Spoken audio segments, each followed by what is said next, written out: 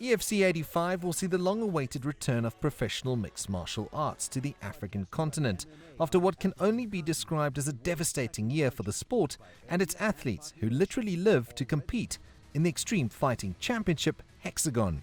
With gyms shut down for almost a year, they've had no income whatsoever. So no fighting, no clients, a lot of gyms have shut down.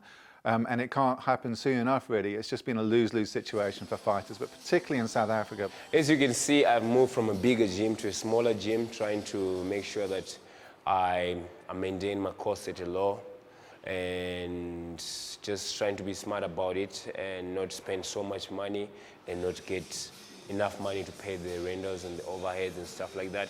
So I moved into a smaller gym now so that we can just write this off, and after it, we will go back to a bigger gym and make it bigger and maybe bigger than it was before. Public perception of MMA has also changed during the pandemic, from what many initially perceived as cage fighting to a sport they can get behind, especially after South African Dricus du Plessis made his debut in the Ultimate Fighting Championship off the back of a dominant career in the EFC. It's hard to imagine, CS, that only past 2 years have we had the UFC legally available in this country. So, and EFC's been around, what, since 2008, 2009? That's 12 or 13 years of carrying the MMA, flying the MMA flag in this continent before the UFC ever got there. I mean, that's some hard yards to run. Simple answer, it's impossible to think of the mixed martial arts scene existing in Southern Africa, let alone the continent, without the EFC. Yeah, man, it's been a long time since we have seen live EFC fights. And actually, I'm the one who closed the show last year.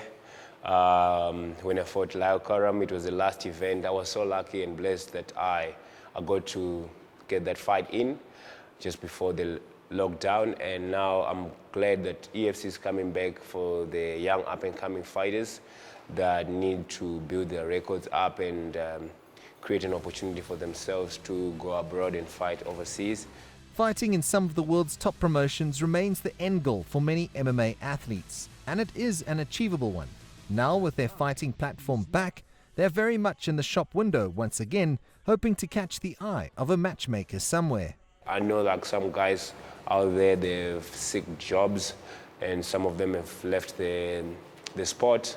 Unfortunate for them, but yeah, I'm just grateful that the guys here have managed to continue training, continue fighting. And they are natural born fighters, so if you're a fighter, you will fight for anything and everything. The Extreme Fighting Championship has laid the foundation for athletes like current UFC fighters Dricus du Plessis and Don Madge.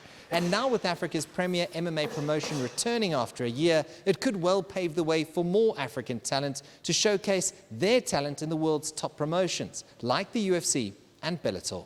CS du Plessis, CGTN, Johannesburg.